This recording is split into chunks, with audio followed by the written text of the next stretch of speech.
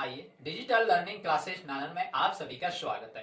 प्यारे बच्चों, आज अपन प्रश्नावली 4 का अध्ययन करेंगे, जिसके अंतर्गत दो चरों वाले रैखिक समीकरण हैं।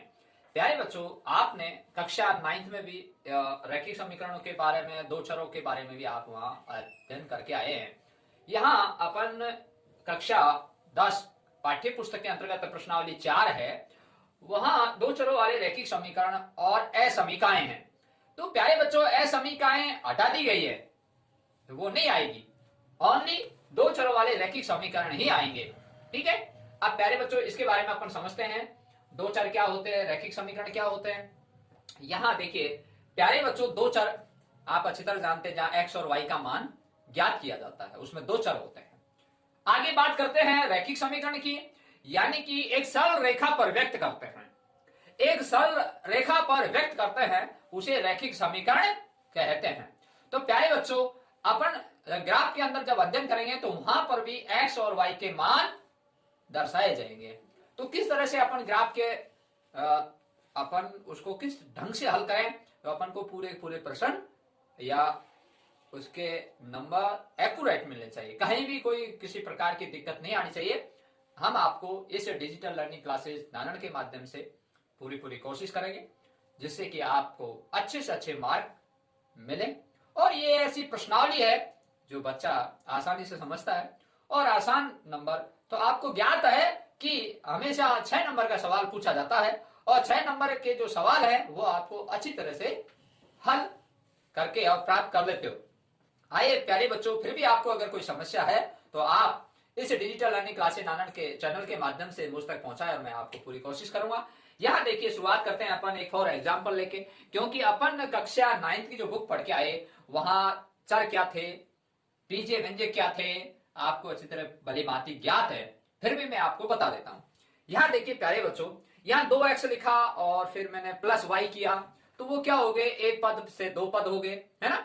तो यहाँ जो बीजीय व्यंजक बन गए, 2x हो गया प्लस y हो गया, तो ये बीजीय व्यंजक हो गया। तो इस तरह से अपन अध्ययन करते हैं। फिर उसके बाद में आगे बढ़ते हैं, 2x प्लस y बराबर 4 या 0 लिख दिया, तो यहां तक समीकरण अपनी हल होती है। फिर वहां उसमें अचर पद आ जाता है। आपको ज्ञात है कि ax प्लस by और प्लस c बराबर 0, ये भी आपने पढ़ा था, ax plus by plus c और बराबर 0। यहाँ ax का मतलब क्या है और यहाँ by का मतलब क्या है और प्लस c, तो आप अच्छी तरह जानते हैं। यहाँ देखिए, मैं अभी आपको फॉर एग्जाम्पल के द्वारा समझाता हूँ। रैखिक समीकरण आपको पता ही है कि एक सरल रेखा पर व्यक्त की जाने वाली समीकरण को रैखिक समीकरण कहते हैं। यस। अब देखिए प्यारे बच्चों, मैं यहाँ फॉर एग्जाम्पल लेता हूँ उदाहरण नंबर 1, उदाहरण नंबर 1 का।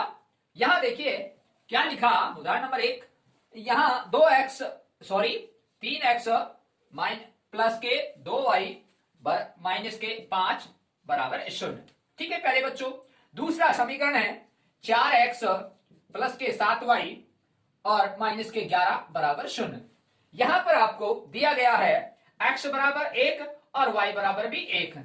इन दोनों का मान जब इस समीकरण में रखोगे तो बराबर क्या आना चाहिए, 0। तो कहने का तात्पर्य यह है 3x प्लस 2y माइनस 5 बराबर 0, 4x प्लस 7y माइनस 11 बराबर 0। इसकी जो प्रकृति ज्ञात करनी है, इसको हल करके इसकी प्रकृति ज्ञात करनी है आपको। ठीक है। प्रकृति ज्ञात करने का तात्पर्य यह है प्यारे बच्चों कि x बराबर 1 रखने पर और y बराबर 1 रखने पर इन दोनों समीकरणों में क्या हमारा जो मान है वो 0 आता है। तो हम कह सकते हैं कि x बराबर 1 और y बराबर 1 मान रखने पर यह समीकरण संतुष्ट है। ठीक है। अभी आपके सामने बताता हूं। यहां आपने हल लिखा प्यारे बच्चों, ठीक है, 3x प्लस 2y माइनस के 5 बराबर 0। तो यहां पर आपने क्या किया, x बराबर 1 और y बराबर 1 मान रखने पर।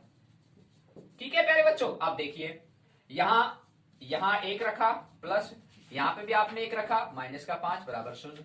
वही कंडीशन इसकी बात कर रहा हूं, 4x प्लस 7y माइनस का 11 बराबर 0। यहां पर आपने वही बात है जो प्रश्न में दी हुई है, x बराबर 1 y बराबर 1 मान रखने पर। देखिए प्यारे बच्चों, यहां पर आपने यहाँ x बराबर 1 है, y बराबर 1 है, तो यहाँ पे भी वही स्थिति जो इधर किया आपने, 1 प्लस ये कोष्टक है प्यारे बच्चों 7 और 1 कोष्टक -11 बराबर 0। अब देखिए प्यारे बच्चों, दोनों समीकरणों को साथ साथ चल रही है और आप अच्छी तरह इसकी प्रकृति के बारे में जानेंगे। यहाँ 3 गुणा 1 किया, ये कोष्टक है तो गुणा है प्यारे बच्चों। यहाँ 2 गुणा 1 किया, कोष्टक है तो ये गुणा है 2 -5 बराबर 0। यहाँ 4 गुणा 1 किया तो 4 प्लस 7 गुणा 1 किया 7 -11 बराबर 0। यहाँ प्यारे बच्चों प्लस है, यहाँ प्यारे बच्चों प्लस है, ये जुड़ गया और माइनस आगे 5 बराबर 0। यहाँ प्यारे बच्चों ये जुड़ गया -11 बराबर 0। तो अब प्यारे बच्चों आपको क्या नजर आ रहा है, 5 में से 5 गए 0 बराबर 0, यहाँ 11 में से 11 गए 0 बराबर 0।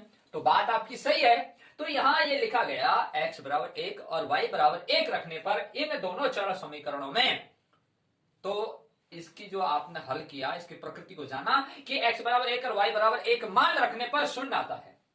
ठीक है, तो आपने सिद्ध करके देख लिया। इसमें भी x बराबर 1 और y बराबर 1 रखने पर मान क्या आता है, शून्य। तो प्यारे बच्चों, आपने ये सवाल उदाहरण नंबर 1 जो आपकी पाठ्य पुस्तक है उसमें 67 पेज पर लिखा हुआ है। तो प्यारे बच्चों, इस तरह से अपन अच्छी तरह प्रश्न को समझते हैं और हल करते हैं।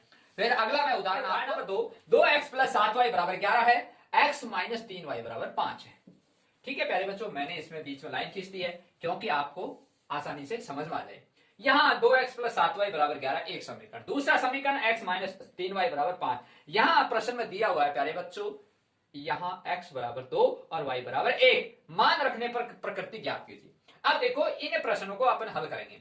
तो यहाँ ये कह रहा है कि प्यारे बच्चों x बराबर 2 रखने पर और y बराबर 1 रखने पर 11 आना चाहिए। यहाँ पर x बराबर 2 और y बराबर 1 रखने पर यहाँ पर 5 आना चाहिए। तो क्या ये बात सही है? तो देखते हैं हल करके। यहाँ x बराबर 2 और y बराबर 1 मान रखने पर, ठीक है प्यारे बच्चों, तो आपने यहाँ 2 गुणा 2 कोष्टक लगाया, इट मीन्स गुणा है, प्लस 7 y के स्थान पर क्या लिखा 1 बराबर 11। तो इसको आपने हल किया, 2 गुणा 2 किया 4 और 7 गुणा 1 किया 7 बराबर 11। तो यहाँ तो 11 हो गया। ठीक है, ये बात सही है आपकी, बिल्कुल ओके। अब इसकी बात करते हैं। यहाँ x बराबर क्या रखना है 2।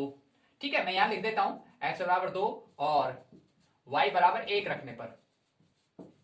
ठीक है प्यारे बच्चों, अब देखिए यहां 2x, x के स्थान पर क्या लिखा आपने 2 माइनस 3 और कोष्टक और y के स्थान पर क्या लिखना 1 बराबर 5।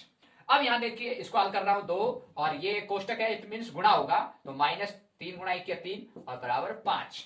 यहां देखिए प्यारे बच्चों, यहाँ 2 है या -3 है। यहां गड़बड़ नहीं करनी, जल्दबाजी में बच्चे 1 लिख देते हैं। 1 नहीं है आंसर, -1 है इसका। तो यहाँ प्यारे बच्चों, क्योंकि माइनस के ज्यादा है इसलिए -1 आंसर है और यहाँ 5। अब यहाँ पर आपके बराबर में 5 आने चाहिए थे तो यहाँ नहीं आए, -1 आया। यहाँ बराबर में 11 आने चाहिए थे तो यहाँ आ चुका है। इसका मतलब ये समीकरण आपका सही है और ये समीकरण में जो मान रखा आपने x बराबर 2 और y बराबर 1 रखने पर इस समीकरण में ये ऐसे हल किया, आपके पास -1 आया। तो आप कह सकते हैं कि यह समीकरण संतुष्ट नहीं है। उदाहरण नंबर 3 देखिए, x प्लस 2y माइनस 5 बराबर 0 है, 2x प्लस 4y माइनस 10 बराबर 0 है। यहां लिखा है x बराबर 1 और y बराबर 2।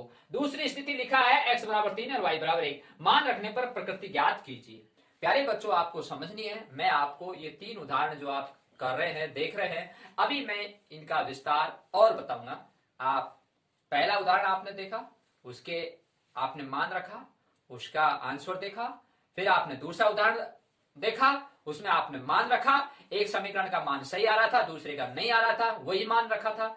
अब तीसरा उदाहरण है जिसके अंतर्गत तो 2-2 मान दिए हुए हैं, 2 समीकरण है और 2-2 मान रखने। अब देखिए प्यारे बच्चों कैसे, यहां हल लिखेंगे। हल लिखने के बाद में x प्लस 2y माइनस 5 बराबर 0। यहां पर आपने x बराबर 1 y बराबर 2 रखने पर, ठीक है प्यारे बच्चों। अब देखिए, यहाँ x के स्थान पर क्या लिखना 1 और y के स्थान पर क्या लिखना है 2 और माइनस का 5 बराबर 0। अब देखिए, इसको मैं हल कर रहा हूं, यहां पर इसको मैं हल कर रहा हूं। यहां देखिए 2 दूनी 4, ये गुणा हो गया और माइनस के 5 बराबर 0। और प्यारे बच्चों प्लस है, जुड़ गया और 5, प्लस प्लस पहले जुड़ते हैं फिर माइनस बाद में, क्योंकि आप पढ़ते हो बोर्ड मास के नियम के अनुसार, बोर्ड मास में सबसे पहले जोड़ होता है, उसके बाद लास्ट में हमेशा बाकी होती है ना। तो ध्यान होगा आपको, यहां देखिए, यहां 5 में से 5 गया शून्य और इधर ये बराबर में शून्य चल रहा था, तो आपके शून्य प्राप्त हो चुका है। अब देखिए प्यारे बच्चों, अभी आपने इस समीकरण को हल किया, इसमें ये मान रखा पहले वाले का, ठीक है, x बराबर 1 y बराबर 2। अब इसी समीकरण में मैं दोबारा ये मान रखता हूं, इसी समीकरण में x प्लस 2y बराबर -5 बराबर 0। तो यहां पर x बराबर 3 और y बराबर 1 मान रखने पर, ठीक है प्यारे बच्चों, पहले क्या था 1 और 2, अब क्या है 3 और 1, तो x के स्थान पर क्या है 3 और y के स्थान पर क्या है 1 और -5 बराबर 0। तो यहाँ 3 और ये प्यारे बच्चों गुणा हो गया और ये प्यारे बच्चों जोड़ है और बराबर में 0 है, तो ये जोड़ हुआ तो 5 हो गया, -5 बराबर 0। तो प्यारे बच्चों 5 में से 5 गए 0 बराबर 0, 0 प्राप्त हो चुकी है। तो आप कह सकते हो प्यारे बच्चों, यहां आपने फर्स्ट समीकरण हल किया, फर्स्ट समीकरण में दोनों मान रखे, x बराबर 1 और y बराबर 2, x बराबर 3 और y बराबर 1, और यहां देखिए प्यारे बच्चों ये लिख रखा x बराबर 1 और y बराबर 2 इस समीकरण में रखा और यहां इस तरह से 0 प्राप्त हुआ और बराबर में 0 आ रहा है, तो आ गया। यहां पर भी प्यारे बच्चों आपने x बराबर 3 और y बराबर 1 रखा, ये रहा, और यहां ये प्रश्न था, इसके अंतर्गत आपने हल किया, यह 0 प्राप्त हुआ, बराबर में 0 और 0 आ चुका है। अब प्यारे बच्चों दूसरे समीकरण की बात करता हूं, यहां देखिए बहुत ही अच्छे ढंग से आपको समझ में आएगा और फिर इन तीनों उदाहरणों को आप विस्तार से समझेंगे। अभी मैं आपको बताता हूं, यहां देखिए 2x प्लस 4 y माइनस के 10 बराबर 0, 2x प्लस 4 y माइनस के 10 बराबर 0, वही दूसरा समीकरण को हल कर रहे हैं और दूसरे समीकरण में आप पहले वाला मान और फिर दूसरा वाला मान, यहां x बराबर 1 और यहां y बराबर 2, यहां x बराबर 3 और यहां y बराबर 1 मान रखने पर, ठीक है प्यारे बच्चों। अब देखिए यहां मान रखने पर, ठीक है ना, दोनों मान रख के देख लेते हैं और बराबर में 0 आता है या नहीं। देखिए यहां x के स्थान पर 1 और यहां y के स्थान पर 2 और 10 बराबर 0, यहां 2 और x के स्थान पर 3 प्लस और y के स्थान पर 1 और -10 बराबर 0। यहां देखिए 2 प्लस 4 दूनी 8 और -10 बराबर 0, यहाँ 3 दूनी 6 प्लस 4 गुना 1 किया 4 -10 बराबर 0। यहां देखिए प्यारे बच्चों, यहां ये प्लस है, तो ये 8 2 जुड़ गए 10 -10 बराबर 0, और यहाँ 6 4 जुड़ गए 10 -10 बराबर 0, तो ये 10 में 10 गए 0 बराबर 0। यहां पर 10 में से 10 गए 0 बराबर 0। तो मैंने कहा कि यहाँ बराबर 0 और यहाँ बराबर 0, आपने मान रखा x बराबर 1 और y बराबर 2, ये पहला। दूसरा वही समीकरण है, उसी के अंतर्गत दूसरा मान रखा x बराबर 3 और y बराबर 1 ये रहा, ठीक है। तो आपने इस तरह से मान रखा और मान रखने पर देखो ये हल हुआ और बराबर 0 प्राप्त हुआ, ये 0 रहा, ये 0 रहा, ये 0 रहा, ठीक है। तो इस तरह से प्यारे बच्चों आपने तीनों उदाहरण समझे, ठीक है। पहले उदाहरण में क्या था, समीकरण था, 2 समीकरण थे, उसमें आपने मान रखा x बराबर और y बराबर रखा ना, फिर उसमें मान रखने पर जो बराबर जो समीकरण संतुष्ट हुआ उन मानों से, तो आपने ये ज्ञात किया कि यह प्रश्न है। 9th क्लास में आपने पढ़े थे, तो वहां पर आपको ध्यान होगा कि वहां जब अपन ग्राफ के अंदर जब हल कर रहे थे तो वहां रेखाएं एक दूसरे को प्रतिच्छेदित करती हैं या एक दूसरे को प्रतिच्छेदित नहीं करती हैं या रेखाएं एक दूसरे को ढकती हैं। तो आपने वहां जाना, यहां पर देखिए यहां 2 रेखाएं एक बिंदु पर प्रतिच्छेदित कर रही हैं। पहला सवाल, पहला उदाहरण था, वहां 2 रेखाएं एक दूसरे को प्रतिच्छेदित यानी काट रही हैं, ठीक है, तो वहां काट रही थी।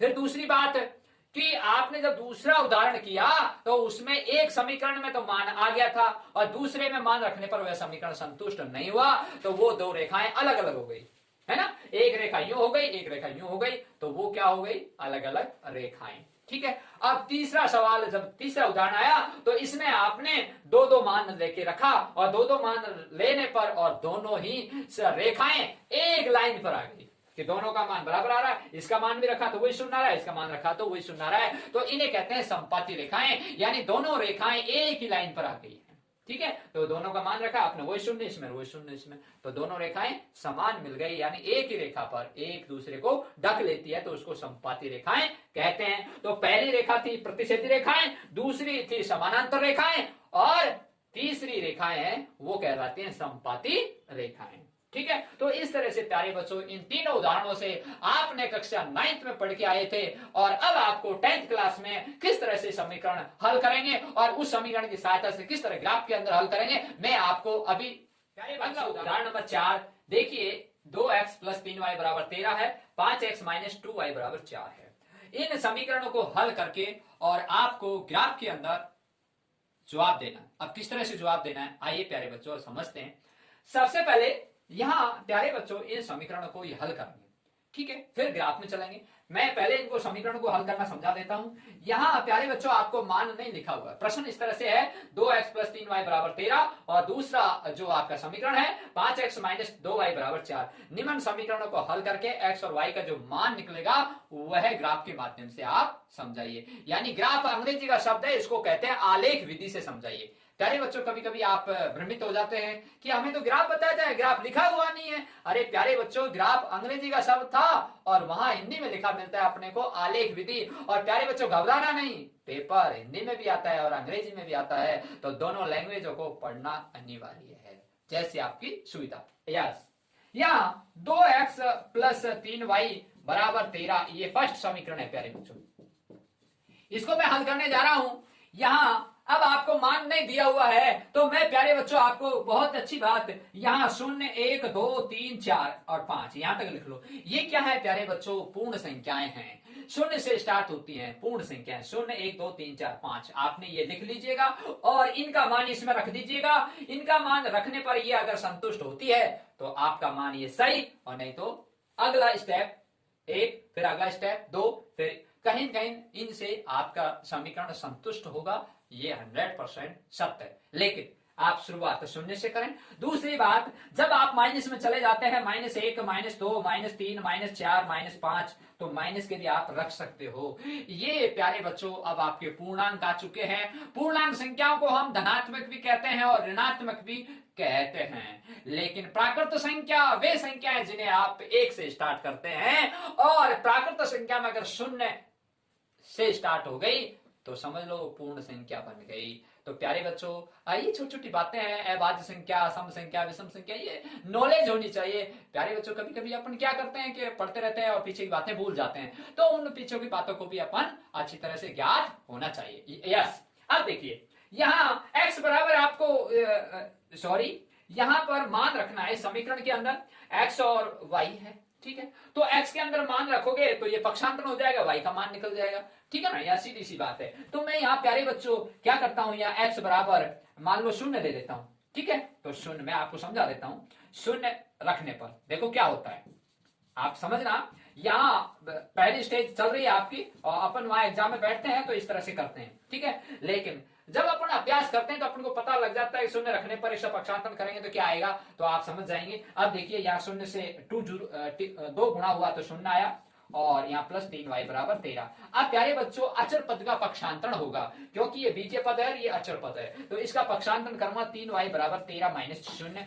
और 3y बराबर 13 आ गया, इसमें बाकी हो गए y बराबर 13/3। अब इसका भाग नहीं जा रहा 3 का 13 में। तो कहने का तात्पर्य यह है पूर्ण संतुष्ट नहीं हुई है समीकरण, तो आप 0 के बाद में 1 1 के बाद में 2 इस तरह से आप ले सकते हैं। तो मैंने आपको अब समझा दिया है कि जब तक y का मान नहीं निकलता है तो तब तक आप उस समीकरण को संतुष्ट नहीं कर सकते। अब देखिए अब आप यहां पर y बराबर मैं 2 रखता हूं, ठीक है। तो y बराबर 2 रखा तो 2 सॉरी x बराबर 2 x है ना, x बराबर 2। तो यहाँ x बराबर 2 रखा तो x के स्थान पर 2 प्लस 3y बराबर 13। यहाँ प्यारे बच्चों गुणा हो गया 4 और प्लस 3y बराबर 13 और यहाँ पक्षांतर करेंगे किसका, अचर पद का, इधर जाएगा और ये बीजीय पद है 3y बराबर 13 माइनस का 4 और यहाँ 3y बराबर 13 में 4 गए 9 और y बराबर प्यारे बच्चों 3 आ चुका है। 3 का भाग में गया 3, ठीक है, तृतीय 9। इस तरह से आपकी यहाँ टेबल तैयार होगी इस तरह से, ठीक है। और यह टेबल तैयार हो चुकी है। यहाँ x लिखा, यहाँ y लिखा, आपने यहाँ x बराबर क्या रखा 2 और y बराबर क्या आ गया 3 आ चुका है ना प्यारे बच्चों। तो इस तरह से अपन सवाल हल कर सकते हैं। अब मैं आपको, अब बच्चे सोचते होंगे श्रीमान जी आप x बराबर क्यों रखते हो, y बराबर रख लिया करो। चलो मैं y बराबर बताता हूँ आपको अगले स्टेप, क्योंकि अगला खाना की तो पूर्ति करनी है ना। ये फर्स्ट सारणी है प्यारे बच्चों, ये फर्स्ट सारणी है, ठीक है। 2 सारणी बनती है। फर्स्ट सारणी का मतलब फर्स्ट समीकरण, और सेकंड सारणी का मतलब सेकंड समीकरण। तो अपन फर्स्ट समीकरण हल कर रहे हैं, ठीक है। 2x प्लस 3y बराबर 13 इसको हल कर रहे हैं, ये रहा।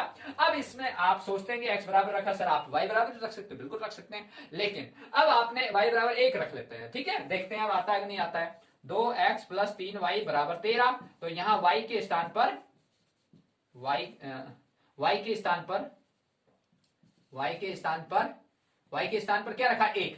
तो यहाँ 2x प्लस 3 ये y रहा, तो यहाँ 1 रख दिया और बराबर 13, और यहाँ 2x प्लस 3 को 1 से गुणा किया 3 और बराबर 13। आप अचर पद को पक्षांतरण किया आपने, तो 13 माइनस 3, तो 2x बराबर 13 में 3 गया 10, और x बराबर क्या आ गया प्यारे बच्चों, 5। यहाँ देखिए x बराबर क्या हो चुका है, 5, यहाँ 5 रखा, और y के स्थान पर आपने क्या रखा, 1। ये टेबल तैयार, ठीक है। अब प्यारे बच्चों अगर आप x बराबर 5 रखते, जैसे यहाँ x बराबर 2 रखा, यहाँ पे भी x बराबर 5 रखते, तो मैं आपको समझा देता हूं उत्तर कितना आता, वही 1 आता। अब देखिए यहाँ 5 रखते, x के 5 दूनी 10 हो जाता, 10 को इधर पक्षांतरण करते, 13 में से 10 गए 3 आते, और 3y बराबर 3, और y बराबर 3 का भाग 3 में दिया 1 आ गया ना, तो y बराबर 1, ठीक है। तो यहाँ समीकरण संतुष्ट है, जिसका मान आप रखते हो उसका मान निकलता है, इसका मतलब समीकरण संतुष्ट है, और संतुष्ट है जब आपकी सारणी बनती है, और सारणी बनेगी तभी आप ग्राफ के अंदर हल करोगे। तो प्यारे बच्चों फर्स्ट आपने समीकरण हल किया, ये फर्स्ट सारणी कहलाई। अब ये सेकंड समीकरण है आपका, मैं गोला कर देता हूं इसको, और ये आपका सेकंड समीकरण है, ठीक है, ये लिख दिया है सेकंड समीकरण। और ये प्यारे बच्चों जो टिक का निशान लगाया है ये फर्स्ट समीकरण है, ठीक है। तो प्यारे बच्चों अब मैं सेकंड समीकरण हल कर रहा हूं, यहां देखिए क्या लिखा है, 5x माइनस 2y बराबर 4, ठीक है। तो मैं यहां सारणी बना देता हूं छोटी सी, ठीक है, और यहां लाइन खींच दी और 2 खाना बना दिए, और x और y 1 2 खाना हो गए, ठीक है। अब प्यारे बच्चों आप इसके अंदर शून्य मान रखते हैं, ये मैंने कहा था 0 1 2 3, तो मैंने यहाँ x बराबर 0 रखने पर, ठीक है, अब x बराबर 0 रखूंगा तो यहाँ 0 आ गया, माइनस 2y बराबर 4, ठीक है। तो यहाँ 0 आ गया, इसको गुणा करूंगा तो 0 हो जाएगा प्यारे बच्चों। ये बहुत इंपॉर्टेंट बात है प्यारे बच्चों, कभी भी संख्या को 0 से गुणा करने पर 0 ही प्राप्त होता है, लेकिन जोड़ बाकी में हमेशा संख्या प्राप्त होती है, लेकिन गुणा और भाग में हमेशा 0 प्राप्त होती है। यस, तो यहाँ गुणा में 0 प्राप्त हुई, यहाँ इसका अचर पद है, ये पक्षांतरण किया, और ये माइनस का 0 ये गया, और ये माइनस का 2y, ये रहा माइनस का और माइनस का 2y, यहाँ 4 आ गया, यहाँ बराबर, और यहाँ 2 का भाग लगा माइनस 2 का, तो बराबर माइनस 2 आया, कि 2 दूनी 4 और माइनस 7 में, इसलिए माइनस आएगा। तो y बराबर क्या आ गया, माइनस का 2, और x बराबर क्या रखा आपने, 0, ठीक है प्यारे बच्चों। अब यहाँ 0 रखा, 1 रखा, 2 रखा, तो किस तरह से अपन समीकरण हल करते हैं, मैं आपको यहाँ 2 रख के बता देता हूँ। x बराबर अगले स्टेप में 5x माइनस 2y बराबर 4, तो यहाँ x के स्थान पर क्या लिखा आपने प्यारे बच्चों, 2, ठीक है।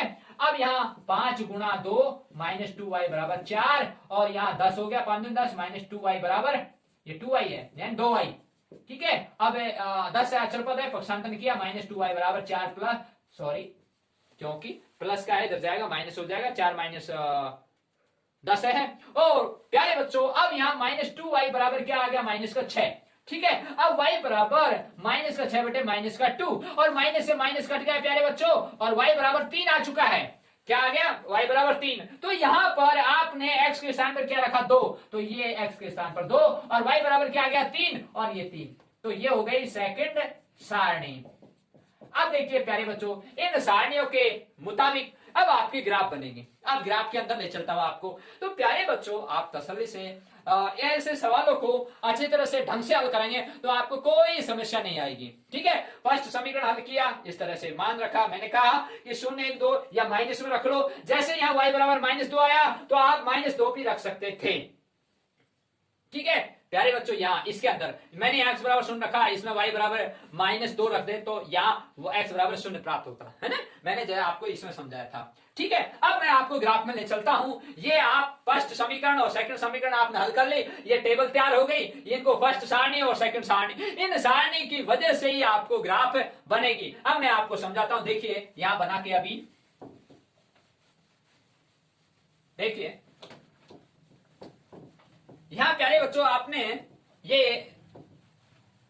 मेरे पास आपको एग्जाम के अंदर आपको ग्राफ मिलेगी, पेपर आएगा और पेपर के साथ में आपको ग्राफ मिलती है। आप भली बात पढ़ के आए 9th क्लास में ग्राफ, और ग्राफ के अंदर लाइन होती है, होती है ना, और एक बड़ा खाना भी होता है ना। और वो लाइन किस तरह से होती है, देखिए यहां मैं लाइन इस तरह से लिख रहा हूं और ये लाइन, ठीक है।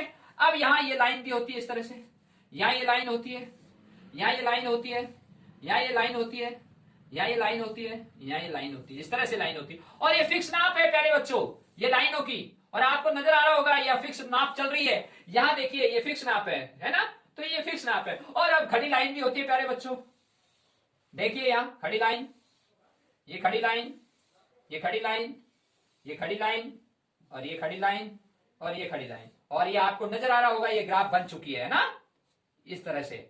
अब देखिए प्यारे बच्चों, अब आपको क्या नजर आ रहा है कि सारे खाने आपको बराबर से लग रहे हैं ना, देखिए बराबर से आपको सारे खाने लग रहे हैं। यहां पर जहां कोई सा ही खाना आप नाप लो, ये चौकड़ी नापो चाहे ये चौकड़ी नापो चाहे ये चौकड़ी नापो चाहे ये चौकड़ी नापो, सारी चौकड़ी समान नाप के हैं प्यारे बच्चों, एक पॉइंट का भी फर्क नहीं है, एक पॉइंट का भी, ठीक है। तो प्यारे बच्चों इसकी जो नाप है वो आप भली भांति जानते हैं, 1 सेमी। क्या है? 1 सेमी, या इधर से नापो चाहे इधर से नापो, तो ये क्या है? 1 सेमी है। तो आमतौर पर आपको सिखाया गया था एक बड़ा खाना बराबर 1 इकाई, है ना, इस तरह से। और या ये सिखाया था 1 सेमी बराबर 1 इकाई, है ना प्यारे बच्चों। आप ये भली भांति 9th क्लास में पढ़ के आए थे, एक बड़ा खाना बराबर 1 इकाई या 1 सेमी बराबर 1 इकाई। अब प्रश्न ये आता है, ये ग्राफ के अंदर आप समझ गए ये चौकड़ी है, ये खाना है ना। तो यहाँ प्यारे बच्चों अब इनके अंदर बारीक बारीक लाइन भी है, छोटी छोटी, है ना। आपने देखा होगा छोटी छोटी लाइन है बारीक बारीक, और वो बारीक बारीक लाइनों की गिनती 10 है। कितनी है? 10। तो आप अब जान के होंगे अच्छी तरह, जब आप स्केल लेते हैं तो स्केल के अंदर आप अध्ययन करते हैं तो वहां पर सेंटीमीटर लिखी होती है ना, तो 1 सेंटीमीटर, है ना। तो इस तरह से तो ये 1 सेंटीमीटर है ये चौकड़ी, ठीक है। तो यहाँ ये चौकड़ी, ये चौकड़ी, ये चौकड़ी, कोई सी चौकड़ी लो, सारी 1 सेंटीमीटर है, उसकी लंबाई चौड़ाई सब बराबर है, यानी वो वर्ग हो गया। क्या हो गया? वो वर्ग हो गया। और वर्ग की जिसकी चारों भुजाएं समान होती हैं तो वो वर्ग कहलाता है। तो ये वर्ग है बेटा, ठीक है, ये वर्ग है, ये भी वर्ग है, सारे वर्ग बने हुए हैं इसमें, है ना। और इस वर्ग के अंदर आपने अच्छी तरह अध्ययन करना, ग्राफ के अंदर आप देख के आए थे, वहां छोटी लाइन है, बारीक लाइन है, 10, ठीक है। तो इनको एक बड़ा खाना बराबर 1 इकाई, 1 सेमी बराबर 1 इकाई, ये ज्ञात हुआ। अब बात आती है इनकी, ये एक्स और वाई क्या है? ये एक्स और वाई प्यारे बच्चों, जो आप ये जो आडी लाइन है ना, अपन यहां से लिखना शुरू करते हैं तो ये एक्स लाइन कहलाती है ना। लाइन पर अपन लिखते हैं, जो आडी लाइन जितनी भी है वो सब क्या होती है प्यारे बच्चों? एक्स होती हैं। ये क्या है? एक्स, यहां से लेकर यहां तक ये एक्स है, ये भी एक्स है, ये भी एक्स है, जितनी भी आडी लाइन है ये भी एक्स है ना। तो ये आडी लाइन सारी एक्स है, जिस पर अपन लिखते हैं वो सब क्या है? एक्स कहलाती हैं। और जो प्यारे बच्चों खड़ी लाइन है, जो खड़ी लाइन है वो क्या है प्यारे बच्चों? वाई है, ये वाई है, ये वाई है, ये वाई है, ठीक है। ये सारी खड़ी लाइन क्या है? वाई है। अब बात आती है इनके पैमाना की, क्यों बिगर पैमाना तो अपन कर नहीं सकते। 1 2 3 4 5 6 7 8, 1 2 3 4 5 6 7 8 9 10, ठीक है। तो प्यारे बच्चों आपको जो ग्राफ मिलती है उसमें 20 लाइन से कम नहीं मिलेगी, 20 लाइन से कम बल्कि 25 तक मिलती है आपको, ये ध्यान रखने की बात है। वहां या तो 20 से कम तो मिलेगी नहीं, 25 तो है 100%, आप गिन लेना बोले, ठीक है। तो आपको इस तरह से जब टेबल बनाते हैं, सारणी बनाते हैं, तो वहां पर जो मान है वो 1 2 3 4 5 6 7 8 9 10, ये 11 12 तक आता है। और अपनी लाइन कितनी है? वहां 20 से तो कम मिलेगी नहीं, ठीक है। तो ये बात आपको याद रखनी है। तो इस तरह से ये जो लाइन है, और अपन को यहाँ मान 11 12 13 14 तक अपन ज्ञात करते हैं। कभी कभी आपने देखा होगा 11 भी आते हैं, कभी कभी आपने देखा होगा 15 भी आते हैं, है ना। तो ऐसी कंडीशन में आप घबराना मत, ठीक है। तो अपन ये इकाई क्यों करते हैं? जैसे मान लो बड़ा मान आ गया और मान लो 30 आ गया, तो क्या करें? तो ये बेटा पैमाना माना जाता है। क्या माना जाता है? पैमाना। ये पैमाना ही उसको छोटा रूप कर देता है। कैसे कर देता है प्यारे बच्चों? एक बड़ा खाना बराबर आपने लिखा 5 इकाई। क्या लिखा? 5 इकाई। अब प्यारे बच्चों 5 इकाई का मतलब क्या है मैं समझा लेता हूं। यहां शून्य से स्टार्ट होता है, मैंने कहा 1 सेंटीमीटर या एक बड़ा खाना, यहां शून्य के बाद में फिर एक बड़ा खाना बराबर आपने क्या लिखा? 5 इकाई। तो 5 का अंतर होना चाहिए, या 5 आएगा, फिर 5 के बाद में 10 आएगा, फिर 15 आएगा, फिर 20 आएगा, फिर 25 आएगा। बोलो प्यारे बच्चों 5 का अंतर है कि नहीं है ना। तो ये एक बड़ा खाना बराबर। अब बात ये आती है, अब ये तो आपने आडी लाइन पे लिखा एक्स है, ये क्या है x। तो यहां लिखना पड़ेगा x अक्ष पर एक बड़ा खाना बराबर 5 इकाई। तो अब ये छोटा रूप हुआ कि नहीं हुआ, है ना। तो इस तरह से अपन जब बड़ी संख्या प्राप्त होती है तो अपन उसको इकाई एक बड़ा खाना जो पैमाना मानते हैं उसे अपन छोटा कर देते हैं। अब देखिए अपने प्रश्न की बात कर रहा हूं मैं प्यारे बच्चों, ये पैमाना ले रहा हूं और ये आपका यहां से 0 से स्टार्ट होती है, इधर से जाओ चाहे इधर से जाओ, यहां 0 से स्टार्ट होती है और यहाँ जो आडी लाइन है सारी x है, ये भी x है, ये भी x है, और जो खड़ी लाइन है सारी ये y है, ये भी y है, ये भी y है, ये सारी खड़ी लाइन y है, और जो आडी लाइन है वो सब x है। ये देख लो भला, ये x, ये x, x, x सब x है आडी लाइन, ठीक है, क्लियर पॉइंट। अब आगे पैमाना वाली बात करता हूं मैं। यहाँ मैं देखता हूँ यहाँ x बराबर 2 है, यहाँ x बराबर 5 है, x बराबर 0 और x बराबर 2 है। तो मैंने यहाँ लिखा प्यारे बच्चों एक बड़ा खाना बराबर 1 इकाई, ठीक है प्यारे बच्चों। तो मैं यहाँ लिखता हूँ 0 बाद में 1 2 3 4 5, ठीक है प्यारे बच्चों। अब मैं इसमें भी ऐसे ही लिखता हूँ, यहाँ y पे भी, क्योंकि यहाँ मैंने लिखा x अक्ष बराबर, ठीक है, और यहाँ लिखा y अक्ष बराबर, ठीक है, एक बड़ा खाना बराबर 1 इकाई, ठीक है प्यारे बच्चों। अब बात ये आती है कि दो समीकरण हैं, दो सारणी है, तो हमको हमेशा क्या करना पड़ता है कि बीचों बीच लाइन खींचनी पड़ती है। इस तरह से ग्राफ के बीचों बीच इस तरह से लाइन खींची।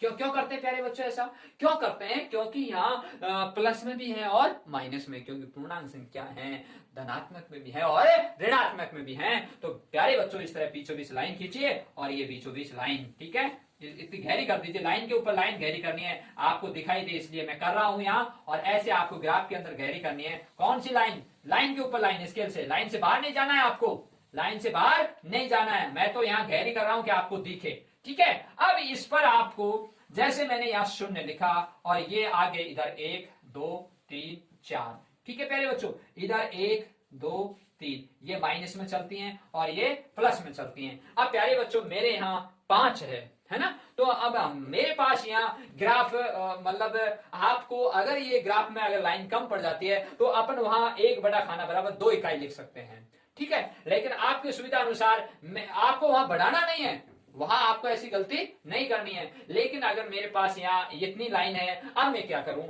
तो मैं एक बड़ा खाना बराबर 2 इकाई करूंगा। क्या करूंगा? 2 इकाई। तो 0 के बाद में 2, फिर 4, फिर 6 और फिर 8। तो मैं प्यारे बच्चों समझा देता हूं आपको, कहीं ऐसी गलती न करें आप, ठीक है। तो मेरे पास लाइन कम थी और या ऐसी स्थिति आ जाए तो आपको ये पैमाना के अनुसार होगा। तो मैंने एक बड़ा खाना बराबर 2 इकाई लिया। मैं आपको सीधी स्टेप बाय स्टेप लेके समझा रहा हूं। अगर फिर भी आपको कोई समझ नहीं आए ग्राफ में, मैं अगला उदाहरण दूंगा ये ग्राफ से संबंधित, और उसमें आप देखना क्या यही बात निकलती है या अलग निकलती है। तो प्यारे बच्चों समझने की कोशिश करना। यहाँ एक बड़ा खाना बराबर 2 इकाई x अक्ष पर, तो मैंने यहाँ 0 गाल 2, फिर 4, फिर 6, फिर 8। क्या प्यारे बच्चों 2 का अंतर चल रहा है ना? एक बड़ा खाना बराबर 2 इकाई है ना, है ना। तो इस तरह से तो इधर भी वही बात होगी, क्योंकि 0 ये x अक्ष है, ये क्या है? x अक्ष है, ठीक है। तो यहाँ पर भी 2 और यहाँ पर क्या हो गया 4, यहाँ पर क्या हो गया 6, ठीक है, लास्ट लाइन है, और ये माइनस में प्यारे बच्चों, ठीक है। अब प्यारे बच्चों y अक्ष की बात करता हूं। y अक्ष पे आपके 3 ही हैं, तो अपन यहाँ y अक्ष पर एक बड़ा खाना बराबर 1 इकाई भी मान सकते हैं। और प्यारे बच्चों अगर आप समानता रखते हो तो y अक्ष पर भी एक बड़ा खाना बराबर 2 इकाई भी आप लिख सकते हो। चलो मैं लिख देता हूं 2 इकाई या फिर 1 इकाई, जैसी आपकी मर्जी। चलो मैं 2 इकाई लिख देता हूं। तो यहाँ 0 के बाद में 2, फिर 4, फिर 6, फिर 8।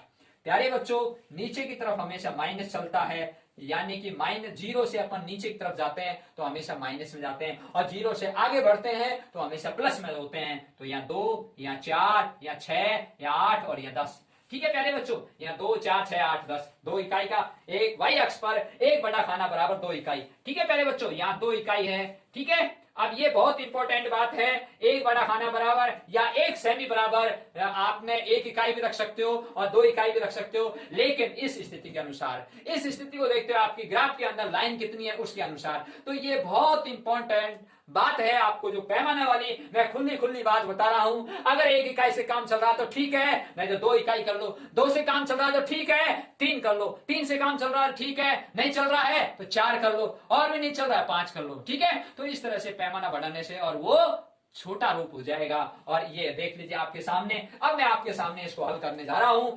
यहां x बराबर क्या है 2, यहाँ x बराबर ये रहा 2, ठीक है, x की लाइन पर देख लीजिएगा, x की लाइन पर, और यह y बराबर क्या है 3, और प्लस के हैं प्यारे बच्चों, ये माइनस के हैं, ये माइनस के हैं, ये प्लस का, और ये y बराबर 3, और ये y की लाइन ये खड़ी, ये y मेरा यहाँ मिट गया था, मैं वापस लिख देता हूँ ये y, ठीक है प्यारे बच्चों, इसको हटा देता हूँ, यहाँ कंफ्यूजन नहीं होना है, ठीक है, ये y, ये खड़ी लाइन y है, ये खड़ी लाइन y है, ठीक है, इनको हटा देता हूँ y को, ठीक है, ये आड़ी लाइन x है, ठीक है प्यारे बच्चों, ये x थी, ठीक है ना, तो ये x है, ये x है, और ये मैं हटा देता हूं यहां से नीचे से। अब देखिए आप अच्छी तरह, अब आपके सामने तस्वीर साफ हो रही है, ये x की लाइन है और ये y की लाइन है, और ये y लिख दिया है नीचे, ठीक है, ये -8 है प्यारे बच्चों, -2 -4 -6 -8, दो का अंतर, दो का अंतर, दो, क्योंकि आपने एक बड़ा खाना बराबर 2 इकाई, और y अक्ष पर भी 2 इकाई, दो का अंतर है, देख लीजिएगा।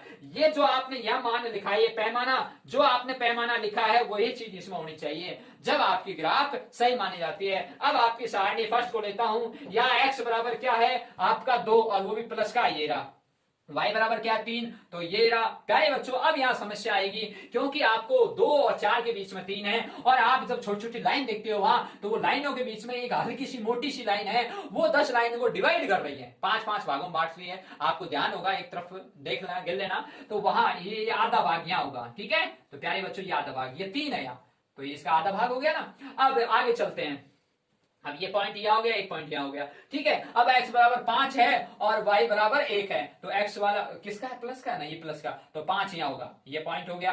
फिर y बराबर 1 है, तो y बराबर का पॉइंट यहाँ हो गया, ठीक है, ये y की लाइन है और वो प्लस का है, ठीक है प्यारे बच्चों। अब इसमें प्रश्न ये आता है आपका, अब हम इन बिंदुओं को मिलाएंगे, और बिंदुओं को मिलाने से पहले अपन, अब देखिए प्यारे बच्चों, यहाँ पर अपन ने जो मान लिखा, और 2 और यहाँ 2 और 3, तो सीधी ये लाइन जा रही है, और 2 की यहाँ है, तो यहाँ पॉइंट होगा इसका, ठीक है प्यारे बच्चों, ये महत्वपूर्ण बात है इसकी, ठीक है। यहाँ 1 था, मैंने आपको खुली खुली बात बता रहा हूँ, यहाँ 2 था, ठीक है, यहाँ 3 था, सॉरी यहाँ 2 था, तो x बराबर 2, और यहाँ y बराबर कितना 3, तो y बराबर 3 यहाँ है, तो इसका पॉइंट यहाँ, ये यहाँ से यहाँ सीधा जाके और यहाँ आएगा, ठीक है, तो यहाँ 2 और यहाँ 3, ठीक है, मोस्ट इंपॉर्टेंट बात। अब आगे बात है, यहाँ x बराबर 5 है और ये y बराबर 1 है, तो यहाँ x बराबर 5 है यहाँ, और y बराबर 1 है, तो y बराबर 1 यहाँ है, तो यहाँ इसकी शीट में चलेंगे और यहाँ आएगा, ठीक है, तो ये आप ये इस तरह से आएगा, और इस तरह की आपकी ये रेखा बनेगी सीधी, एकदम ये सीधी लाइन खींचेगी ऐसे, ये बिंदु और ये बिंदु मिल जाएगा आपका। थोड़ा सा मैं गहरा कर देता हूँ इसको, ठीक है प्यारे बच्चों, ये एकदम सीधी लाइन, ये पॉइंट आपका और ये इसका पॉइंट, ठीक है, तो ये इस तरह से ये पॉइंट क्लियर होना चाहिए, क्योंकि यहाँ x बराबर क्या है 2, और ये x बराबर 2, यहाँ y बराबर क्या है 3, ये y बराबर 3 यहाँ, तो यहाँ 2 से और ये 3 के सीध में ऐसे मिलेगा, ठीक है प्यारे बच्चों, इस तरह से ये मिल रहा, ठीक है, और ये पॉइंट। अब बात आती है अगले, x बराबर 5, ये x की लाइन पे 5 यहाँ है, और y बराबर 1 यहाँ 1 है, क्योंकि इसका आधा, तो इसकी सीधी लाइन यहाँ से सीधा आपको यहाँ तक, और यहाँ ये 5, ठीक है, और ये दोनों पॉइंट मिल गए आपके, ठीक है, ये इस तरह से ये सीधी लाइन खींची। अब बात मैं इसकी करता हूं, यहाँ x बराबर 0 है, यहाँ x बराबर 0 है, और यहाँ y बराबर -2 है, और ये y बराबर -2, तो यहाँ पॉइंट होगा इसका, ठीक है प्यारे बच्चों, यहाँ x बराबर 0 यही रहेगा, और y बराबर -2 जो लिखा है वहां जाके पॉइंट बनता है। और आगे बात करता हूं, x बराबर 2 है, तो x बराबर 2 ये रहा, और y बराबर 3 ये रहा, तो y बराबर 3 ये पॉइंट मिल गया, और सीधी लाइन इस तरह से खींचेगी, ठीक है प्यारे बच्चों, ये लाइन खींच गई है, और जहां ये क्रॉस किया है इसने, ये प्रतिच्छेदी रेखाएं हैं, क्या है ये प्यारे बच्चों, प्रतिच्छेदी रेखाएं हैं। समानांतर रेखाएं तो इस तरह की होती हैं, और प्रतिच्छेदी रेखाएं ये होती हैं, और संपाती रेखाएं, जैसे एक रेखा इधर से जा रही है तो दूसरी रेखा इधर से आ रही है, तो इसके ऊपर ही आ रही है, ठीक है, एक रेखा इधर से जा रही थी तो दूसरी रेखा इसके ऊपर ही आ गई, इनको संपाती रेखाएं कहते हैं। क्या कहते हैं इनको, संपाती रेखाएं, ठीक है प्यारे बच्चों, इनको प्रतिच्छेदी रेखाएं कहते हैं, प्रतिच्छेदी रेखाएं, और इनको समानांतर रेखाएं कहते हैं, ठीक है प्यारे बच्चों। तो आपको ये प्रतिच्छेदी रेखा लग रही है, और जहां ये क्रॉस किया है, ये बिंदु क्रॉस किया है, यहां पर आपको, यहां देखिए x बराबर 2 है, यहाँ पे भी x बराबर 2 है, यहाँ पे y बराबर 3 है, यहाँ पे y बराबर 3 है, तो आप सबसे पहले यहाँ x का मान आता है 2, और फिर y का मान आता है 3, इस तरह से। तो यहाँ आप लिखोगे आंसर इसका x बराबर 2 और y बराबर 3, हमेशा x का मान पहले लिखा जाता है, तो यहाँ 2 ये लो, ठीक है। और यहाँ y बराबर इस लाइन पर था, y बराबर 3 यहाँ, और ये सीधा बिंदु यहाँ मिला, और यहाँ पर ये दोनों रेखा आपस में कटी। ये प्रतिच्छेदी रेखा आपको नजर आ रही होगी, मैंने गोला कर दिया है क्योंकि मेरे पास थोड़ी जगह की संभावना कम थी, इसलिए। अब अगले वीडियो में आप देखेंगे अगला उदाहरण नंबर 5, तो आपको स्पष्ट तस्वीर नजर आएगी। आज आपने इन उदाहरणों की सहायता से ये आलेख विधि आपने पढ़ी, आपको कैसी लगी कमेंट बॉक्स में लिखें। सभी बच्चों को धन्यवाद।